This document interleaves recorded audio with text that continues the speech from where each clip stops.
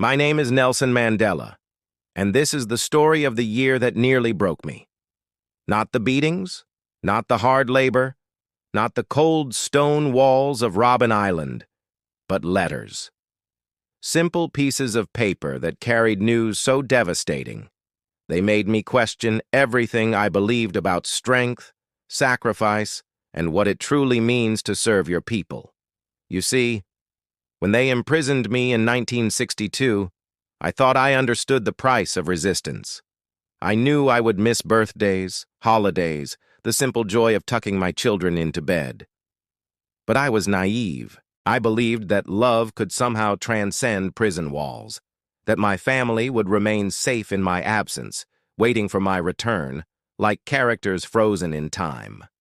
In 1969, I learned the cruelest truth about revolution. It doesn't pause for personal grief. While I fought for the freedom of millions, I was about to lose the two people who mattered most to me in this world. The letters that would arrive that year would teach me that sometimes the greatest battles are not fought with fists or protests, but with a pen, paper, and a heart that refuses to surrender to despair. This is that story. It's dawn on Robben Island, 1969. The Atlantic wind cuts through my thin prison uniform like a blade made of ice. I've been here 7 years now. 7 years of limestone dust, of breaking rocks under the scorching South African sun, of letters that arrive weeks late, heavily censored, sometimes not at all. My cell is 6 feet by 9 feet. A straw mat serves as my bed. A bucket in the corner is my toilet. The guards allow me 30 minutes each evening to write letters, using a stub of a pencil and paper rationed like precious gold. Every word I write is scrutinized. Every emotion I express becomes evidence of my continued political activity. But these letters are my lifeline. Through them, I remain connected to Winnie, my beloved wife fighting her own battles on the outside. Through them, I offer guidance to my children, Thembi, my eldest son, now 25 and struggling to find his path. My daughters, growing up without their father's presence, my grandchildren who know me only through stories. The irony isn't lost on me. Here I am, fighting for the freedom to communicate, to love, to exist as human beings, while my own family relationships survive on scraps of censored paper. The apartheid system had perfected the art of psychological warfare. They understood that breaking a man's body was temporary, but breaking his spirit, that was permanent. And they knew exactly where to strike: the heart. Every letter from home passed through multiple hands before reaching mine. Prison censors would black out entire paragraphs with thick ink, leaving me to decipher meaning from fragments. Thembi is black ink. The children need black ink.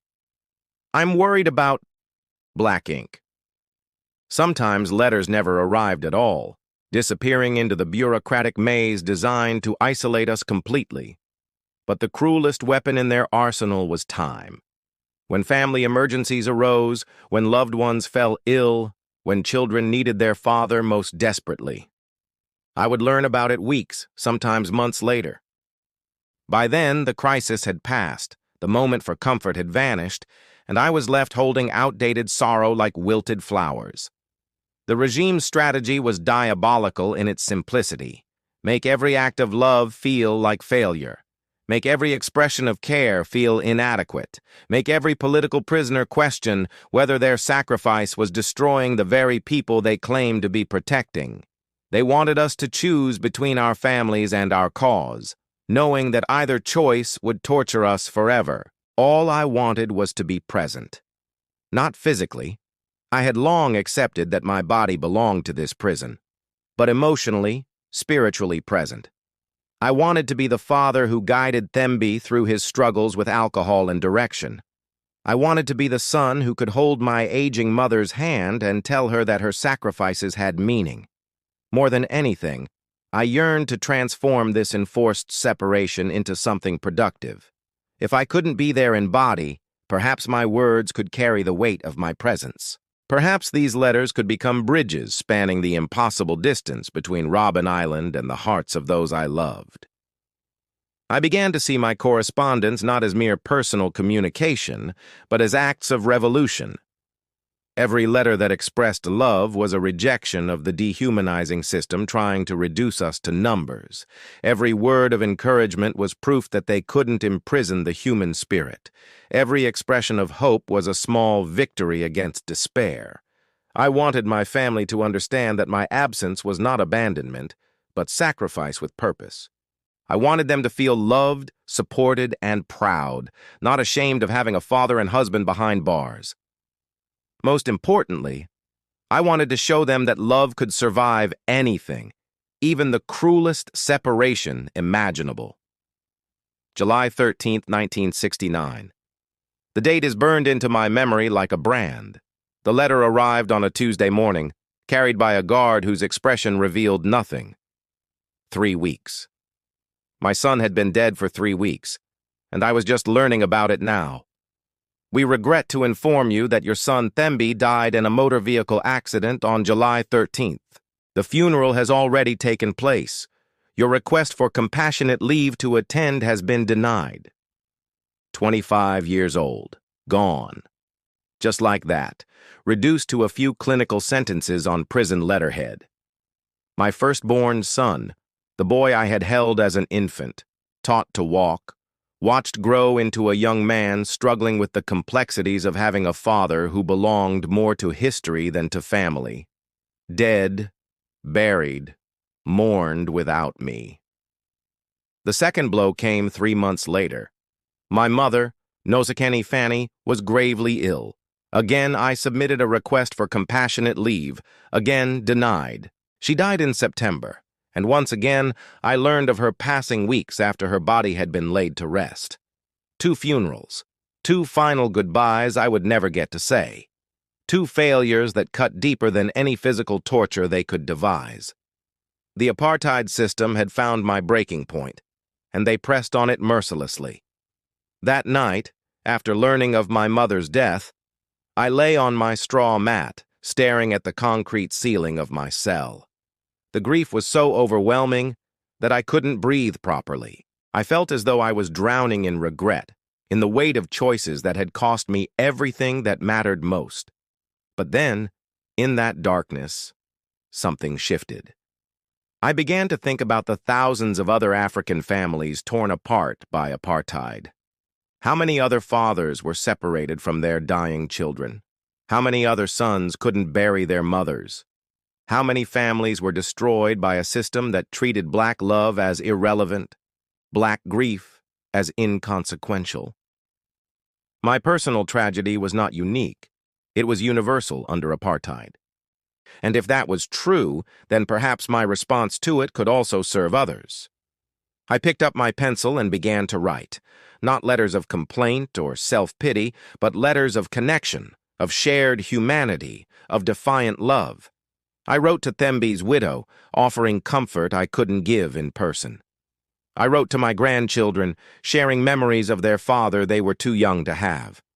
I wrote to friends who had lost loved ones, understanding now the specific pain of grief experienced in isolation. Each word became an act of resistance against a system designed to make us suffer alone. Those letters, born from the deepest grief I had ever experienced, became something I never expected. Instruments of healing, not just for me, but for countless others. When I couldn't attend Thembi's funeral, my eulogy was read aloud by a family friend, and mourners later told me my words had brought comfort to a community devastated by loss. The letters I wrote to other bereaved families began circulating beyond their original recipients. People started requesting copies, sharing them with others facing similar losses. My words of comfort, written from a prison cell, were traveling further than my physical presence ever could have. I realized that the apartheid regime had made a crucial miscalculation. By trying to isolate me, they had inadvertently connected me more deeply to my people's suffering. Every letter I wrote was proof that love transcends physical barriers, that human compassion cannot be imprisoned. that the bonds between people are stronger than any system designed to break them. My personal losses had transformed into a form of ministry. I became not just a political prisoner, but a counselor, a comforter, a voice reminding others that we were not alone in our suffering. The regime had intended to break me with grief, but instead, they had given me a new way to serve my people, through shared sorrow transformed into shared strength. Today, more than 50 years later, I understand that 1969 was not the year I nearly broke. It was the year I learned to bend without breaking. Those letters, soaked with tears and written by candlelight in a cold prison cell, taught me that our greatest power lies not in our ability to avoid pain, but in our capacity to transform it into something meaningful for others. The letters I couldn't send, the funerals I couldn't attend, the comfort I couldn't provide in person, these weren't failures. They were redirected love, finding new channels, new forms, new ways to heal the world. Sometimes our most profound impact comes not from our presence, but from our absence, handled with grace and purpose. So I ask you, what letters are you not writing? What words of comfort are you withholding? What bridges of connection are you failing to build because you think your presence isn't enough, your words aren't powerful enough, your love isn't sufficient? Write the letter. Make the call. Send the message. Your words might be the only comfort someone receives today. Your love, expressed through simple acts of connection, might be the light that guides someone through their darkest hour. Never underestimate the revolutionary power of refusing to let isolation win.